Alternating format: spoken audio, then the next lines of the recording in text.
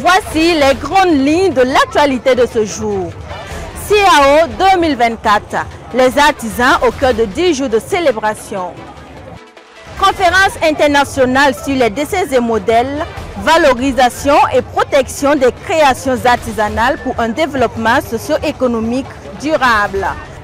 Mesdames, Messieurs, bonsoir. La 17e édition du Salon international de l'artisanat de Ouagadougou a officiellement ouvert ses portes.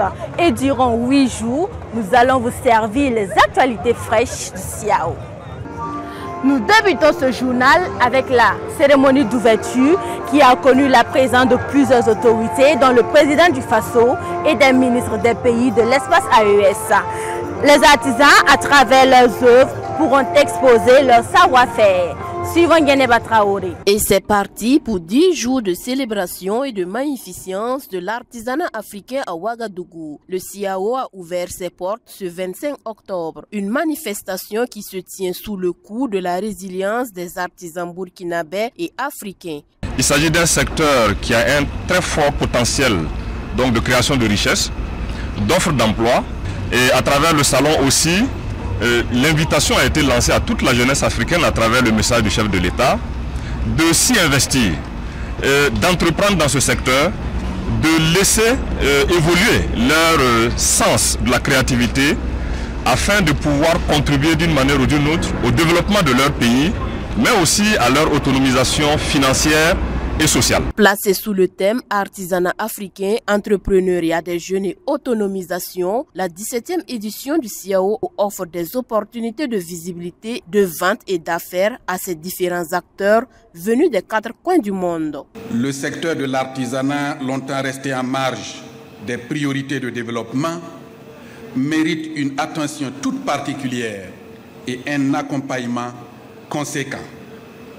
C'est pourquoi j'exhorte tous les participants à cette édition à s'associer à la réflexion autour du thème pertinent et à faire surtout des contributions constructives et positives. Les pays invités spéciaux, notamment le Niger et le Mali, ont effectué une forte mobilisation pour donner plus de coloration au CIAO 2024 et promouvoir leur savoir-faire. Ils se disent fiers de la tenue de cette biennale malgré la situation sécuritaire dans l'espace AES. Nous sommes vraiment venus présenter une histoire. Nous sommes venus présenter toute cette beauté de toutes ces valeurs ancestrales que vous connaissez, qui sont l'unité, la convivialité. Au-delà de l'artisanat, nous sommes dans une autre dimension, celle du rapprochement de cœur, celle de l'unité, celle du vivre ensemble, celle de savoir que et le Burkinabé, et le Nigérien, et le Malien, nous sommes de la même souche. Donc comme vous voyez la diversité, on a tous les 4 points cardinaux du Mali, on le retrouve dans ce stand. La diversité, elle est là. Donc le plaisir des yeux est gratuit. Nous invitons la population de venir massivement rincer les yeux. Plusieurs activités sont inscrites au programme, à savoir des conférences, des prestations artistiques. La population est invitée à effectuer massivement le déplacement.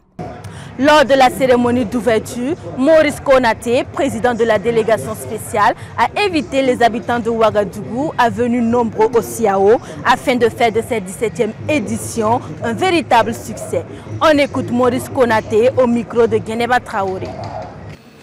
Le CIAO est une tribune de rencontres et d'échanges entre artisans, acheteurs professionnels, passionnés de l'artisanat et institutions œuvrant pour la promotion du secteur. Chers artisans, je vous souhaite donc de profiter pleinement de ces 10 jours d'exposition pour nouer des relations d'affaires mutuellement avantageuses, permettant ainsi au secteur de l'artisanat de contribuer à l'édification du tissu économique de nos pays. Les clés de la ville vous sont gracieusement données, Excellence, avec votre convenance. Et je voudrais vous inviter à en faire judicieusement usage pour découvrir ou redécouvrir la très belle cité qui vous ouvre ses bras. Je vous souhaite un séjour des plus agréables en terre libre et souverain du Burkina Faso, couronné de très fructueuses rencontres et découvertes.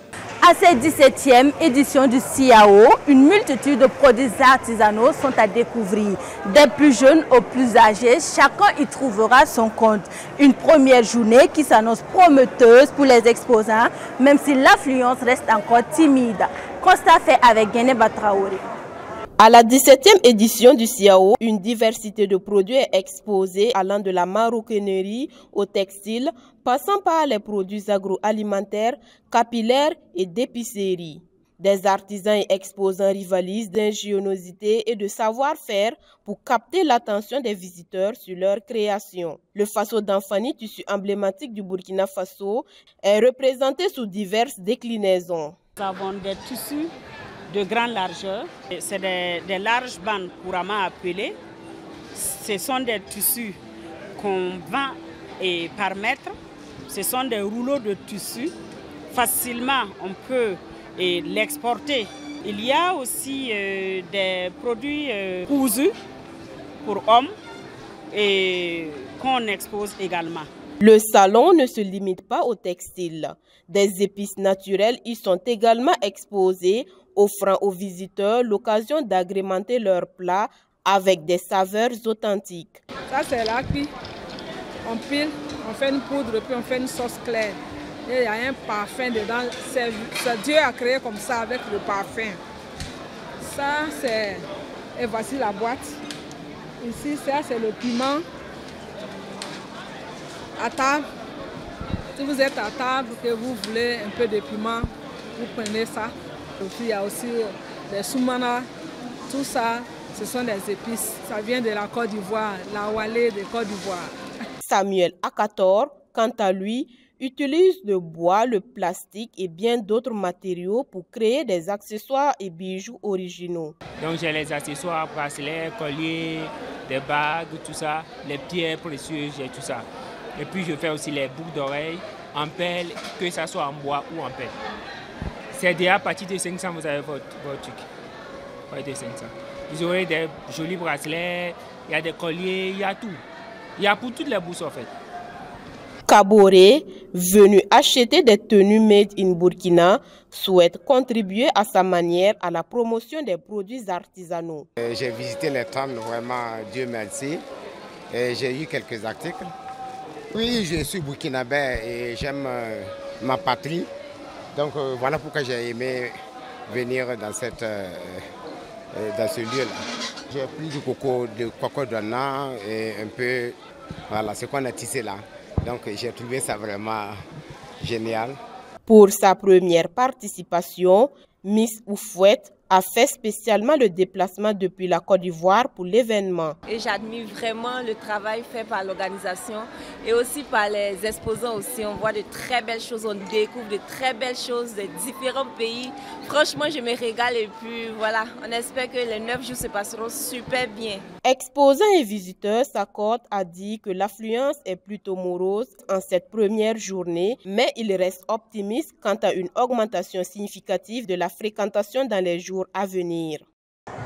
Nous terminons ce journal avec un focus, une fois de plus, sur Ouagadougou, qui accueille en parallèle au CIAO une conférence internationale sur les dessins et modèles industriels. Durant 3 jours, experts, artisans et acteurs industriels des 17 pays membres de l'OAPI se réunissent pour discuter de la valorisation et de la protection des créations artisanales. Un enjeu clé pour le développement socio-économique. Suivons Priska Sawadogo et Alphonse Tapsova. Du 24 au 26 octobre, les échanges porteront sur le thème « Dessins et modèles industriels et artisanat ». Cette thématique souligne l'importance de l'artisanat comme vecteur de développement économique et social pour les États des pays membres de l'Organisation africaine de la propriété intellectuelle. À cette première rencontre tenue ce jeudi 24 octobre 2024, les experts ont pu soulever différentes questions sur les défis et perspectives des données et du cadre juridique et institutionnel des États membres de l'OAPI, sans oublier l'importance des dessins et modèles industriels pour l'essor de l'artisanat dans les États membres de l'OAPI. On définit habituellement le développement économique comme étant l'investissement des fruits de la croissance. C'est-à-dire la richesse créée, on réinvestit dans tous les secteurs économiques et on obtient plus tard le développement économique. Le deuxième indicateur qu'on a abordé, c'est l'indicateur de création d'emplois. L'artisanat aujourd'hui emploie beaucoup, du moins c'est environ un quart de la population active. Pour ces experts des 17 pays de l'OAPI, cette rencontre internationale vient à point nommé au regard des défis qui pèsent sur le secteur industriel et artisanal, notamment la valorisation de nos produits locaux. Depuis 25 ans que je participe à telle grande conférence, vous avez vu que le chapeau de Saponné, ce n'est pas pour faire une publicité. J'ai été l'animateur à la labellisation du chapeau de Saponné, à son indication géographique protégée, parce que je connais la propriété intellectuelle. C'est pourquoi, lors de ces genres de conférences, j'aime bien animer et donner mon point de vue sur la propriété intellectuelle. Le directeur général de l'institution a rappelé le rôle majeur de l'OAPI dans la protection et la promotion des produits artisanaux des États que compte l'organisation. Dessins et modèles industriels, ce sont des créations de richesses. Si vous prenez les tissus traditionnels, les pagnes, ce sont ces motifs-là qui font que les gens achètent les pagnes. Donc, c'est ce qui va créer la rareté. Plus un motif est joli, plus il va avoir de la valeur économique. Donc, il s'agit de faire en sorte que ces motifs soient protégés, soient valorisés pour que les créateurs de ces motifs-là gagnent de l'argent. Cette conférence internationale de 5 jours se tient à marge du Salon international de l'artisanat de Ouagadougou, CIAO. Créée en 1962 et adoptée en 1977, l'Organisation africaine de la propriété intellectuelle a pour rôle d'assurer la protection des droits de propriété industrielle de ses 17 États membres et contribue à leur développement. La propriété intellectuelle permet aux acteurs d'être reconnus comme créateurs d'objets, d'œuvres littéraires ou artistiques, des dessins ou modèles et des logiciels. Les conférences, les panels et les séminaires pendant cette conférence internationale permettront de relancer les secteurs artisanaux et industriels dans nos pays pour un meilleur développement socio-économique. Mesdames, Messieurs, c'est tout pour l'actualité de cette édition. Nous nous donnons rendez-vous demain, Dieu voulant.